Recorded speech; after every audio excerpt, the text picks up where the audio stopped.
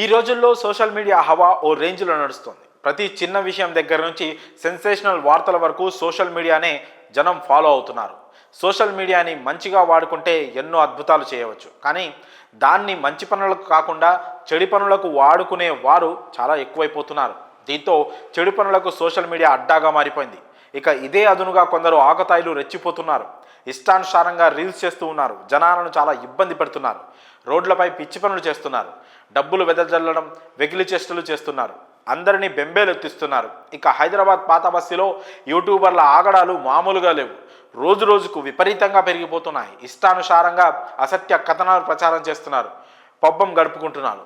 రీసెంట్గా అలా చేసిన 9 మంది యూట్యూబర్లపై కేసు నమోదు చేశారు పోలీసులు. ముఖ్యంగా రెయిన్ బజార్ పోలీస్ స్టేషన్ పరిధిలో అత్యాచార యత్నం జరిగిందంటూ తప్పుడు స్టోరీ క్రియేట్ చేసి సోషల్ మీడియాలో ప్రచారం చేశారు.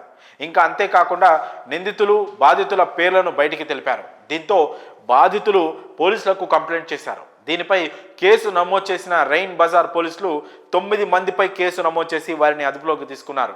మీడియా ముసుగులో ఇష్టానుసారం ప్రవర్తిస్తే కఠిన చర్యలు తప్పవని పోలీసులు వార్నింగ్ ఇస్తున్నారు. ఈ మధ్య పాత బస్తీ ప్రాంతంలో నకిలీ రిపోర్టర్లు ఎక్కువైపోయారు.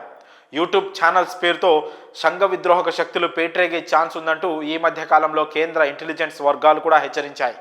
విధ్వంసం సృష్టించేందుకు కొన్ని శక్తులు సిద్ధమవుతున్నట్లు హెచ్చరికలు కూడా జారీ చేశారు. సింపుల్గా యూట్యూబ్ ఛానల్ ఓపెన్ చేసి లైసెన్సులతో పని లేకపోవడంతో చాలామంది సొంతంగా యూట్యూబ్ ఛానల్స్ పెట్టి ఇష్టం వచ్చినట్టు చేస్తున్నారు.